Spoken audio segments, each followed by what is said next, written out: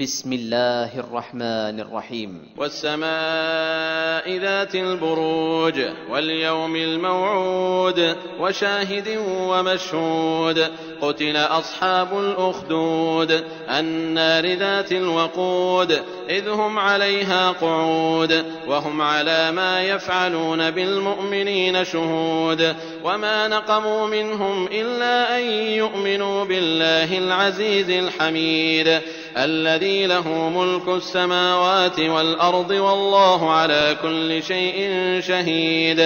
إن الذين فتنوا المؤمنين والمؤمنات ثم لم يتوبوا فلهم عذاب جهنم ولهم عذاب الحريق.